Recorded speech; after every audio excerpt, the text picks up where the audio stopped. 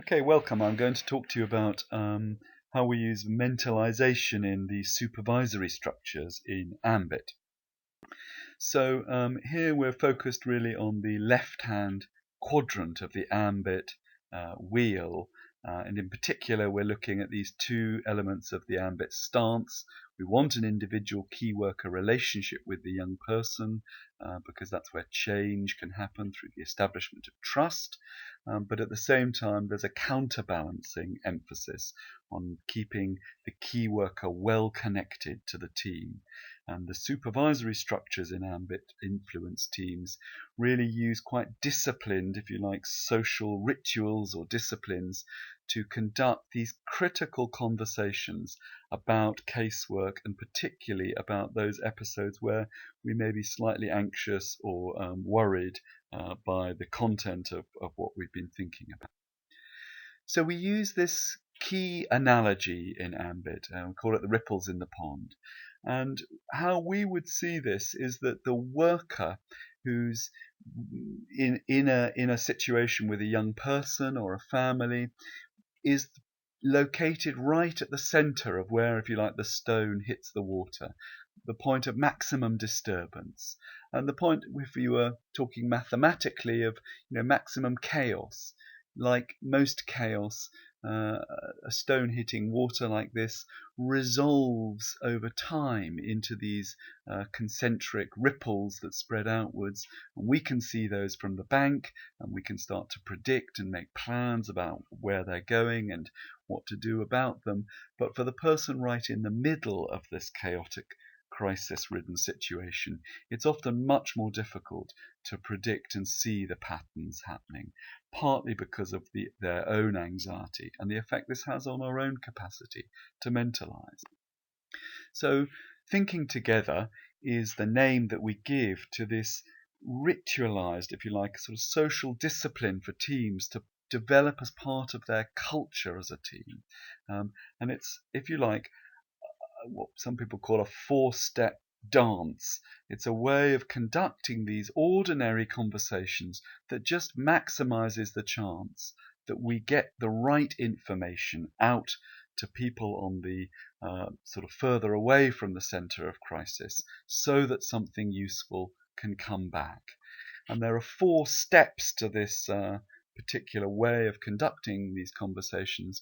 We call them marking the task, stating the case, mentalizing the moment. Sometimes we refer to that as mentalizing the affect, which is particularly focusing on the feeling, the affect in the here and now, and then return to purpose. And really the only purpose of having these particular conversations is that we get something useful and purposeful back to the worker who's working in the middle of this crisis-ridden situation. So let me just expand on a little bit. The first of these four steps then is marking the task. And in our experience, this is the step that is most difficult to do. It's the one that we most frequently leave out from ordinary clinical conversations about what's going on in the work that we do. We very quickly start talking to somebody with an assumption that they understand what it is we want out of this conversation. And in our experience, those assumptions may be right quite a lot of the times, but it can be critical if they're not right. So we have this rather more disciplined way of starting our conversations. And in ways, marking the task is a kickstart to mentalizing in a conversation, insisting on mentalized explanations as to why you might be wanting this conversation with me right now to get some help. What is our task? So it might be that the task is to, for instance, clarify my thoughts on a risk assessment that I've done. Have I missed anything out? It might be that I want to have a slightly longer period of conversation to help think about the longer term structuring of a care plan. It might be that I had a conversation with a parent that just left me feeling as though the parent was upset with me and I couldn't quite work out why that was. Once we've clarified the task and that we are going to do this thing called thinking together, this disciplined way of talking, the next step is called stating the case. And we all love to tell the stories. We're fascinated in the accounts that the families and young people we have give them. And one of the points of making these steps so explicit is that the worker who is doing the consulting, as in the helper, is empowered, if you like, to hold boundaries about this storytelling. And what we want to avoid is long-term storytelling that actually, if you like, tells too much detail and gets off helping me to have enough information for the task. So I'm empowered, if I'm invited to think together with somebody, to hold the boundaries and to say, hey, are we sticking to the simple bones here, or are we getting lost in the story? The next step is called mentalizing the moment, and we use the analogy of the airline safety talk, where you're told that if oxygen masks come from the ceiling, if you're in charge of a child, first of all be sure to place your own mask.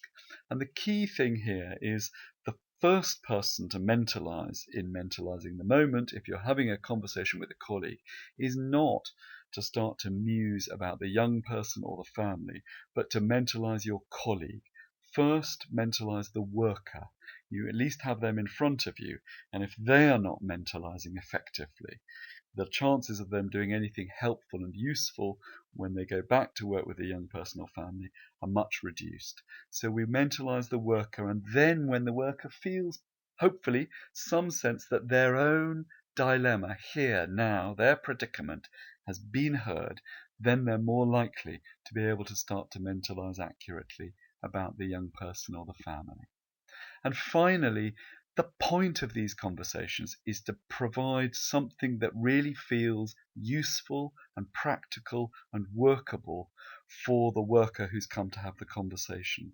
You can do thinking together over an hour if you want, but in many cases these are conversations that are constrained by time. They're very real-time conversations, so they may only last for 10 minutes, for instance. So that's thinking together in a nutshell. It's helpful to have a poster or something on the wall in team buildings to prompt workers to say that if we all share this shared culture, if you like, of having our professional conversations in this way, there's a slightly higher hit rate of conversations that do address the actual need that they were there to do.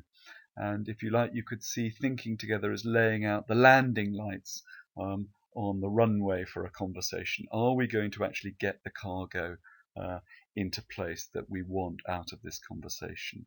And it allows teams to have, if you like, a clearer demarcation between conversations that are clearly work related and ones that are more about passing the time of day or enjoying each other's company, which is allowed.